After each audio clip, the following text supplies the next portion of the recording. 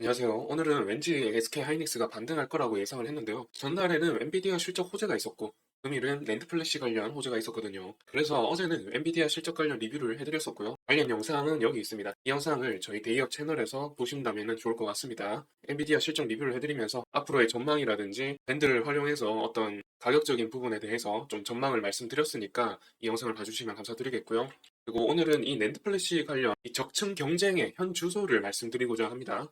이 낸드 기술력도 일전에 한번 촬영했었던 건데 또 한번 사진을 함께 보시면서 설명드리면 좋을 것 같습니다. 그러면 먼저 이슈부터 봐보시고 넘어가 보도록 하겠습니다. SK 하이닉스가 300단 낸드 시대, 그러니까 최초로 300단 낸드를 300단으로 쌓았다는 겁니다. 이 300단 낸드 시대 포문을 열었다라고 타이틀을 하고 있는 기사를 한번 보도록 하겠습니다. 구체적으로는 321단의 낸드 신제품을 개발을 했고요. 그리고 지금 현존하는 낸드 플래시 종류에 이 트리플이라는 종류가 있고, 또 이제 최근에 이슈에 많이 나왔던 QLC라는 쿼드러플도 있고요. 그리고 우리가 많이 사용하는 거는 싱글, 멀티플 이렇게 많이 사용을 합니다. 그래서 세계 최고층인 321단의 1TB 트리플 레벨 4차원 낸드 플래시를 이제 양산에 돌입한다라고 하죠. 기술 개발이 끝나고 양산한다는 소식입니다. 그래서 우리 개인이 많이 사용하는 거는 싱글, 멀티플이 되겠고요. 기업에서 많이 사용하는 게 트리플, 그리고 쿼드러플 이렇게 사용을 많이 한다라고 아시면 될 것 같습니다. 그 차이는 좀 이따가 그림을 보시면서 설명을 드리고요. 이 낸드 플래시의 기술력 차이는 이 층층이 쌓아 올리는 적층의 단수로 판가름된다라고 적혀 있죠. 이런 부분은 이제 뭐 많이들 아실 것 같고요. 그렇다면은 이 단수 차이, 지금 이 낸드 플래시 개발하고 있는 개개 업체의 단수 차이를 한번 보게 되면은 보시다시피 지금 SK 하이닉스가 300단을 최초로 뚫었고요. 그리고 삼성전자가 4월 달에 290단까지 쌓아 올린 상황입니다.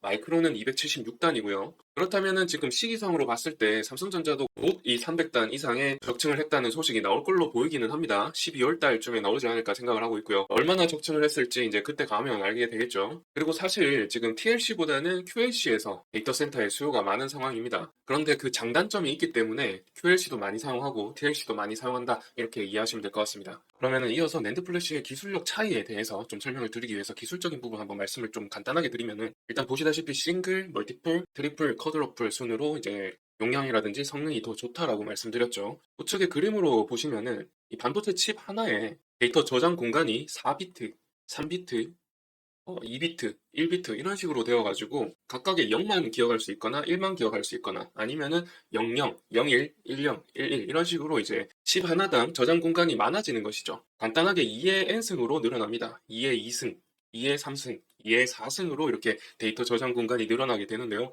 그렇다 보니까 QLC가 가장 저장 공간이 많아지겠죠. 그런데 이제 제가 장단점이 있다고 말씀드렸죠. 단점 때문에 QLC를 안 쓴다고 보시면 될 것 같습니다. 단점이 뭐냐면은 이게 읽고 쓰기를 만 번만 해도 수명이 더 이상 이제 다 하는 거죠. 수명이 다 해가지고 더 이상 사용할 수 없게 된다고 합니다. 그게 이제 기술이 좋아져가지고 수만 번까지 이제 늘어난다라고 하는데, 여하튼 수만 번 별로 되지 않잖아요. 싱글 같은 경우는 수천만 번 이 재사용이 되는 반면에 점점 이제 쓰기, 읽기, 반복 횟수가 점점 줄어들게 되는 것이죠. 그렇다 보니까 이제 QLC까지 가게 되면 수만 번까지로 줄어드는 겁니다. 그래서 이제 수명이 짧다라는 단점이 있었는데 그걸 좀 극복해서 최근에 QLC가 등장하기 시작한 거고요. 그러나 여하튼 간에 그보다 훨씬 읽기, 쓰기, 반복 횟수가 많은 이 TLC를 많이 쓰기도 한다라는 말씀을 드리는 거죠. 그래서 이번에 TLC 신제품이 개발된 이상 또 용량이 굉장히 제법 크죠. 아까 보셨다시피 용량이 제일 큰 이 하이닉스의 제품을 데이터 센터에서 많이 수요할 수 있다라는 말씀을 좀 드리는 겁니다.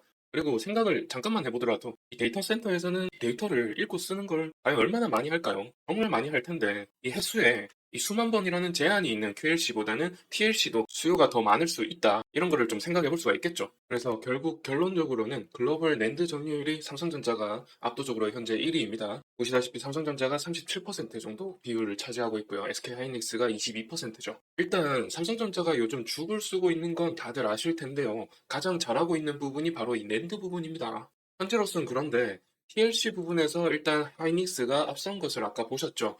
그런데 QLC, 아까 쿼드러플 있죠? 그 QLC 부분에서는 삼성전자가 현재 압도적인 1위입니다. 적층을 가장 많이 했다는 소리죠. 그런 점에서 이런 점유율이 나오는 것이고, 사실 삼성전자가 아예 AI 산업과 동떨어져 있다라고 할 수 없는 것이 바로 이런 이유 때문이죠. 이런 SSD 자체도 AI 데이터 센터의 저장 공간으로서 이 자리매김하고 있기 때문에 AI 산업과 전혀 동떨어져 있다라고는 말할 수 없는 것이라는 말씀을 드리는 겁니다. 그래서 다 같이 볼 필요는 있다라는 말씀 드리는 거고요. 여하튼 현재 이 낸드 적층 경쟁의 현황을 충분히 이제 지금까지 알려드린 것 같고요. 다음 영상에서는 또 다른 주제를 가지고 최대한 관련 종목들까지도 해가지고 알려드릴 수 있도록 할 테니까요.